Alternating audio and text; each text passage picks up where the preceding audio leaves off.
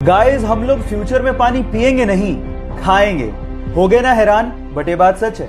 Actually plastic की bottles का पानी हमारे शरीर को बहुत ज्यादा नुकसान करता है। इसी के लिए हमारे डॉक्टर्स ने वाटर के छोटे छोटे से कैप्सूल बनाए हैं। अब इन छोटे छोटे से कैप्सूल को अपने मुंह में रखो, ये मुंह में बस्ट होंगे और आपके पानी की पूर्ति हो जाएगी।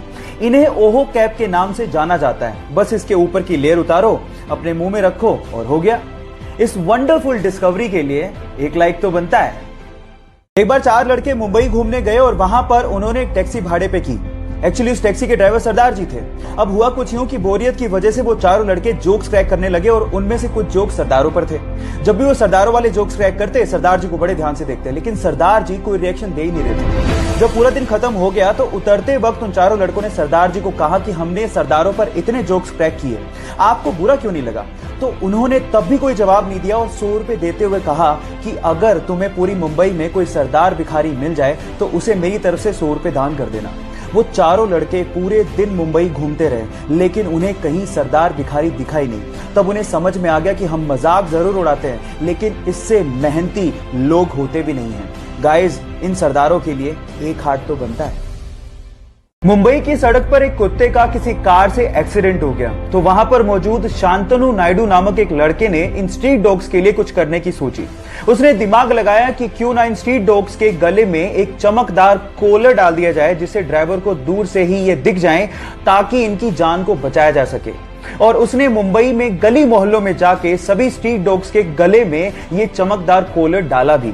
उसकी स्टोरी को टाटा समूह की मैगजीन में कवर भी किया गया और उसके बाद रतन टाटा ने खुद ने शांतनु को फोन करके उनके साथ काम करने को कहा। बहुत बड़ी बात है गाइस। तो शांतनु नायडू और उसकी पहल के लिए एक लाइक तो बनता है। बहुत दिन हो गए ना घर पे रहते, शायद इस 4 दीवारी में आप लोगों को घुटन महसूस हो रही होगी, लेकिन फिर भी हमें इस देश के लिए और हमारे फ्यूचर के लिए घर पे रहना है। चलिए आपकी घुटन को मुस्कुराहट में बदल देता हूं। एक गाना आप लोगों को रेकमेंड करता हूं, जरूर देखना।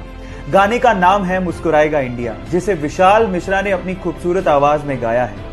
इस गाने में अक्षय कुमार, टाइगर श्रॉफ, कार्तिक आर्यन, भूमि, तापसी जैसे स्टार्स ने फीचर किया है और इस गाने को हमारे प्रधानमंत्री ने भी शेयर। गाइस, आप लोग याद रखिए, ये देश है तो हम हैं, इसीलिए घर बैठो इंडिया, सपोर्ट करो इंडिया। आप लोगों ने ज्यादातर होटल्स में ह्यूमंस को काम करते देखा होगा, लेकिन चाइना में दुनिया का इकलौता ऐसा होटल है जहां पर ह्यूमन एम्प्लॉय है ही नहीं। तो वहां काम कैसे होता है? वहां काम होता है रोबोट्स के द्वारा, छोटे से लेके बड़े काम तक, रिसेप्शन से लेके रसोई में खाना बनाने तक और उसे परोसने से लेके सफाई तक का काम रोबोट करते हैं। और इन सारे रोबोट्स को एक सेंट्रल कंप्यूटर कंट्रोल करता है। वहां पर रूम को खोलने के लिए फेस लॉकिंग सिस्टम लगा हुआ है। गाइस, इस पूरे होटल को चाइना की अलीबाबा कंपनी ने बनाया और इसका नाम है फ्लाइजू। ऐसी टेक्नोलॉजी, ओह माय गॉड, मैंने तो पहले कभी नहीं देखी। इस दुनिया में बहुत सी ऐसी खूबसूरत चीजें हैं जिसे हमें मरने से पहले जरूर देखना चाहिए। उसमें से एक है वियतनाम के बाना हिल्स पे बना हुआ गोल्डन ब्रिज। क्या खास बात है इसकी, मैं आप लोगों को बताता हूं। सोशल मीडिया पे फेमस इस गोल्डन ब्रिज को 2 कंक्रीट के हाथों ने थामा हुआ है। पूरा का पूरा ब्रिज इन हाथों पे टिका हुआ है और लोग इसे ईश्वरीय हाथों का दर्जा दे रहे हैं। अभी तो हम लोग कहीं जा नहीं सकते, लेकिन जब ये कोरोना का संकट खत्म होगा तो मैं जरूर वियतनाम जाके इसे एक्सप्लोर करना चाहूंगा।